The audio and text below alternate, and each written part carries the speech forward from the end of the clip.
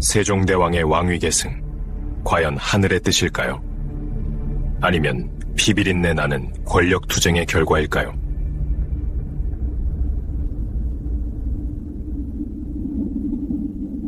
조선 역사상 가장 위대한 성군으로 기억되는 세종대왕.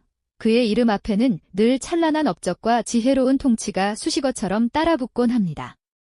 백성을 사랑한 애민정신으로 훈민정음을 창제하고 과학기술을 발전시켜 찬란한 문화를 꽃피웠던 군주. 우리는 그를 천명을 타고난 위대한 왕이라고 주저없이 칭송하죠. 하지만 과연 세종대왕의 왕위 계승 과정이 모두가 생각하는 것처럼 그저 순탄한 하늘의 뜻이었을까요? 혹은 피비린내 나는 왕조의 권력 투쟁 속에서 치밀하게 계산되고 설계된 정치적 선택은 아니었을까요? 오늘 우리는 우리가 미처 알지 못했던 세종대왕 왕위 계승의 숨겨진 이면을 깊이 들여다보고자 합니다. 조선 초기 왕실의 살벌했던 권력 역학은 과연 어떠했는지, 왕자들의 운명은 어떻게 비극적으로 얽혀 있었는지, 그리고 그 모든 것의 중심에 서 있었던 태종 이방원의 거대한 설계도는 무엇이었는지를 함께 탐구해 볼 텐데요. 이 흥미진진한 여정을 통해 진정한 리더가 어떻게 탄생하고 완성되는지에 대한 새로운 통찰을 얻으실 수 있을 겁니다. 우리가 모두 존경하는 성군, 세종대왕의 발자취를 따라가다 보면 그의 업적만큼이나 빛나는 왕위 계승의 이야기가 펼쳐질 것이라고 생각하기 쉽습니다. 훈민정음을 반포하고 해시계와 치구기를 발명하며 백성들의 삶을 풍요롭게 했던 그의 모습은 분명 우리에게 익숙한 위대한 군주의 표본이죠. 하지만 이러한 위대한 성군의 탄생 뒤에는 어쩌면 우리가 감히 상상하기 어려웠을 만큼 복잡하고 갈등으로 점철된 왕실의 드라마가 숨겨져 있었다는 사실을 알고 계신가요? 조선의 왕위 계승 원칙은 분명 적장자 계승이었습니다. 태종에게는 3명의 아들, 즉 양녕대군과 효령대군, 그리고 셋째 충녕대군이 있었죠. 당연히 장남인 양녕대군이 왕위를 이어받아야 마땅했을 겁니다. 그러나 역사는 우리가 아는 바와 같이 셋째 아들인 충녕대군, 바로 훗날의 세종대왕이 보위에 오르는 파격적인 선택을 보여주었습니다. 첫째 왕자가 아닌 셋째 왕자가 왕이 되었다는 이 표면적인 사실만으로도 당시 왕실에 평범치 않은 사연이 있었음을 짐작해 볼 수 있을 텐데요. 세종대왕의 왕위 계승은 단순히 장남의 일탈과 셋째의 학구열이라는 단순한 도식으로 설명될 수 있는 문제가 아니었습니다. 그 안에는 조선의 건국 초기를 뒤흔들었던 왕권 강화의 숙명, 왕조의 안정을 위한 태종의 냉철한 판단, 그리고 왕자들 각자의 인간적인 고뇌와 선택이 복잡하게 얽혀 있었죠. 우리는 이 이야기를 통해 세종대왕이라는 위대한 군주가 어떤 배경 속에서 탄생할 수 있었는지, 그리고 그의 왕위 계승이 단순한 운명이 아닌 치열한 정치적 계산과 인간적인 드라마가 교차하는 결정적인 순간이었음을 함께 파헤쳐 볼 것입니다. 과연 우리는 이 모든 진실을 온전히 마주할 준비가 되어 있을까요? 이 이야기는 단순히 과거의 왕실사를 넘어 우리 시대의 리더십과 조직의 미래를 고민하는 중요한 통찰을 제공할 것입니다. 다음 시간에는 태종 이방원이 왕권을 어떻게 강화했고 그의 빅픽처가 세종의 왕위 계승에 어떤 영향을 미쳤는지 더 깊이 들어가 보겠습니다. 기대해 주십시오. 지난 시간 우리는 세종대왕의 왕위 계승이 단순히 장남의 일탈과 셋째의 학구열이라는 쉬운 도식으로 설명될 수 없는 훨씬 복잡한 드라마였음을 함께 이야기 나눴습니다. 그 안에는 조선 건국 초기의 왕권 강화 숙명과 태종의 냉철한 판단, 그리고 왕자들 각자의 인간적인 고뇌가 얽혀 있었죠. 오늘은 바로 그 깊고도 냉혹한 드라마의 핵심, 즉 태종 이방원이라는 인물이 어떤 큰 그림을 그리고 있었는지부터 파헤쳐 볼까 합니다. 태종 이방원이라는 인물은 말이죠. 그저 순순히 왕위를 물려받은 군주가 아니었습니다. 그는 광자의 난이라는 피비린내 나는 격동의 한복판에서 자신의 손으로 직접 권력을 움켜쥐었던 인물이죠.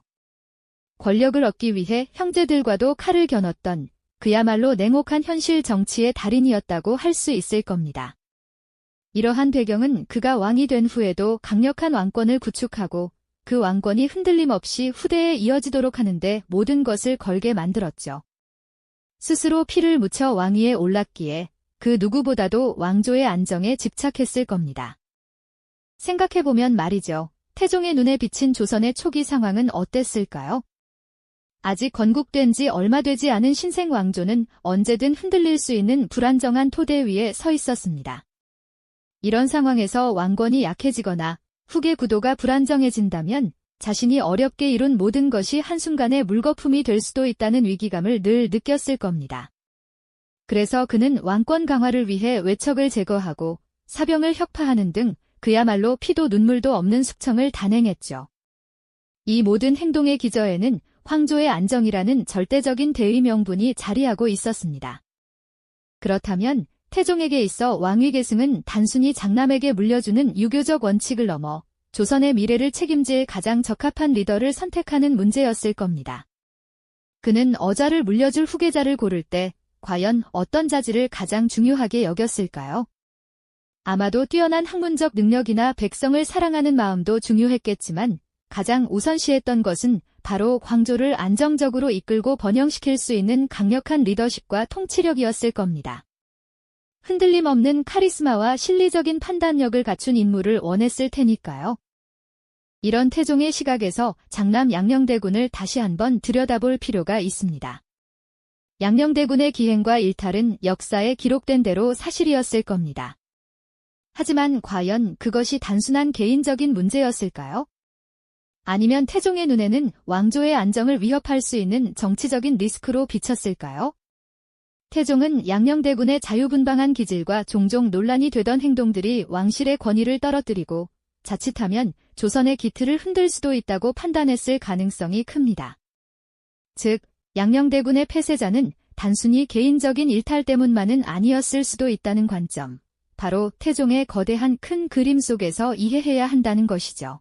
태종은 양녕대군을 폐쇄자하는 과정에서도 매우 치밀하고 전략적인 모습을 보였습니다. 그는 서둘러 결정하기보다는 양녕대군의 문제점을 신하들과 백성들에게 충분히 알리고 공론화하는 과정을 거쳤습니다. 이는 자신의 결단이 단순한 감정적인 선택이 아니라 왕조의 미래를 위한 불가피한 조치였음을 명분화하려는 의도였을 겁니다. 냉철한 군주였던 그는 자신의 아들을 폐위하는 고통스러운 순간에도 감정보다는 정치적 실리와 광조의 안정이라는 더 큰 가치를 우선했던 것이죠. 결국 태종의 후계 구상은 단순한 부자 간의 정의나 유교적 원칙에 얽매이지 않았습니다. 그는 자신이 피로써 다진 왕권을 지키고 조선이라는 신생국가를 반석 위에 올려놓기 위한 가장 합리적이고도 냉혹한 선택을 하려 했던 겁니다. 다음 시간에는 이처럼 거대한 흐름 속에서 양녕대군과 효령대군, 그리고 충녕대군 세 형제는 각기 어떤 길을 걸었고 그들의 선택은 과연 개인적인 운명이었을지 아니면 태종의 빅픽처에 휩쓸린 것이었을지 더 깊이 들어가 보겠습니다. 기대하셔도 좋습니다. 지난 시간, 태종 이방원이 왕조의 안정과 미래를 위해 아들마저 폐위할 수 있었던 냉철하고 전략적인 군주였음을 깊이 있게 살펴보았죠. 이제 그 거대한 흐름 속에서 조선의 운명을 함께 짊어졌던 양녕대군, 효령대군, 그리고 훗날 성군 세종이 될 충녕대군, 이 세 형제가 각기 어떤 길을 걸었는지, 그리고 그들의 선택이 과연 개인적인 운명이었을지, 아니면 태종의 치밀한 빅픽처에 휩쓸린 것이었을지 자세히 들여다볼 차례입니다. 먼저 태종의 장남이자 본래 세자였던 양녕대군의 이야기를 해볼까요? 그는 자유분방한 기질 탓에 잦은 구설수에 올랐습니다. 사냥을 즐기고 기녀들과 어울리며 유교적 덕목을 중시하는 조선의 세자가 보여주기에는 다소 파격적인 행동들을 서슴지 않았죠. 이러한 그의 일탈은 태종에게 깊은 실망감을 안겼고 결국 폐쇄자의 결정적인 명분으로 작용했다고 우리는 흔히 알고 있습니다. 하지만 과연 그것이 양녕대군 본연의 모습이었을까요? 아니면 다른 의도가 숨겨져 있었을까요? 그의 행동을 두고 후대 역사가들은 지금까지도 다양한 해석을 내놓으며 논쟁을 이어가고 있습니다. 어떤 이들은 양녕대군이 선천적으로 왕의 자리에 맞지 않는 성품을 타고났기에 자신의 기행을 통해 스스로 왕위에서 멀어지려 했다고 분석합니다. 타고난 성격 자체가 왕에게 요구되는 엄격한 규율과 절제에 부합하지 않았기에 차라리 자유로운 삶을 택하고자 하는 인간적인 고뇌가 담긴 선택이었다는 것이죠. 세자라는 무거운 짐을 벗어던지고자 하는 그의 내면적 갈등이 외부로 표출된 결과라는 해석은 그에게 연민마저 느끼게 합니다. 하지만 이와는 정반대의 더욱 흥미로운 관점도 존재합니다. 양녕대군의 파격적인 행보가 사실은 동생 충녕대군에게 왕위를 양보하기 위한 고도의 전략적 행동이었다는 주장입니다. 당시 태종은 장남인 양녕대군에게서 실망을 거듭하면서도 적장자 계승이라는 유교적 대의 명분 때문에 쉽게 세자를 바꾸지 못하고 있었죠. 이때 양녕대군이 스스로 광의 자격이 없음을 증명함으로써 태종이 명분 부담 없이 충녕대군을 세자로 책봉할 수 있는 길을 열어주었다는 해석은 폐세자라는 비극적인 선택이 오히려 동생의 앞날을 위한 형의 깊은 배려였을지도 모른다는 상상력을 자극합니다. 그렇다면 태종의 둘째 아들 효령대군은 어떤 길을 걸었을까요? 그는 형 양녕대군과 동생 충녕대군 사이에서 묵묵히 자신의 길을 걸어간 인물로 기억됩니다. 양녕대군이 폐세자 논란에 휩싸이자 효령대군 역시 한때 세자 후보로 거론되기도 했습니다. 하지만 그는 왕위 경쟁에서 스스로 물러나 불교에 귀의하는 파격적인 선택을 했습니다. 왕실의 치열한 권력 다툼 속에서 효령대군은 번뇌를 내려놓고 평화로운 종교인의 삶을 선택한 것이죠. 그의 이러한 결정은 왕실 내의 긴장감을 완화하고 충녕대군에게로의 왕위 계승을 더욱 자연스럽게 만드는 데 중요한 역할을 했습니다. 어쩌면 이는 태종의 큰 그림 속에서 형제 간의 불필요한 경쟁과 갈등을 막기 위한 또 하나의 조용한 희생이자 전략적 선택이었을지도 모릅니다. 이제 마지막으로 셋째 아들, 훗날 조선의 가장 위대한 성군으로 추앙받는 세종대왕이 될 충녕대군을 자세히 살펴볼까요? 그는 어려서부터 남다른 학구열과 지혜를 보였습니다. 손에서 책을 놓지 않았고 밤늦도록 학문에 매진하는 모습은 주변 사람들에게 깊은 인상을 남겼습니다. 단순한 학문적 재능을 넘어 백성을 깊이 헤아리는 따뜻한 마음과 당면한 현실 문제에 대한 날카로운 통찰력까지 겸비한 인물이었죠. 그는 그저 책상에 앉아 책만 파는 학자가 아니었습니다. 충녕대군은 겉으로는 조용하고 겸손하며 학구적인 모습 뒤에 왕제로서의 뛰어난 자질과 탁월한 정치적 역량을 감추고 있었습니다.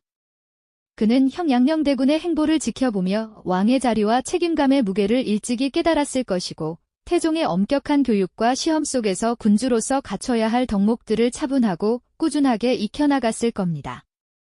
태종은 충녕대군의 이러한 면모를 누구보다 먼저 꿰뚫어 보았고 그가 조선의 미래를 책임질 가장 적합하고 준비된 인물임을 확신했을 것으로 보입니다.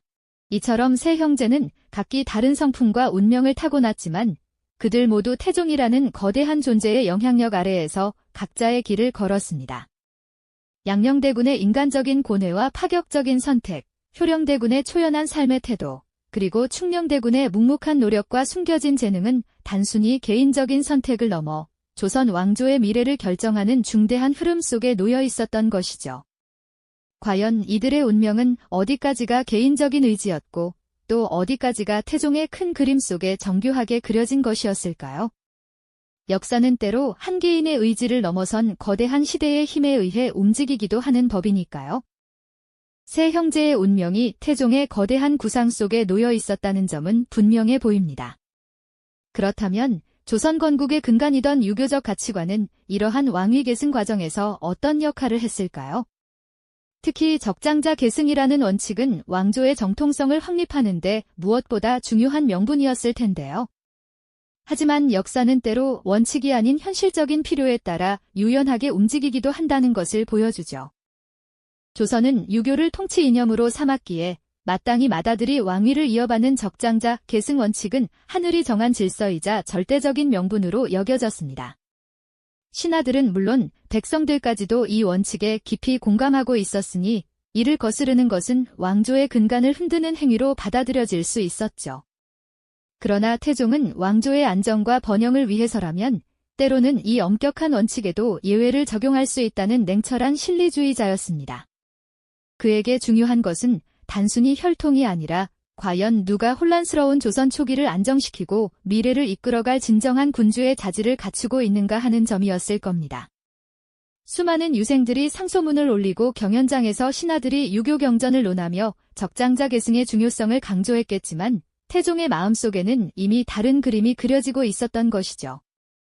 왕실 종친들의 회의와 조정 대신들의 복잡한 표정 속에서 그는 왕조의 상징인 봉황 문양에 숨겨진 미세한 균열을 감지하며 명분보다 광이 될 자질이 우선하는 복합적인 상황을 주도했을 것입니다.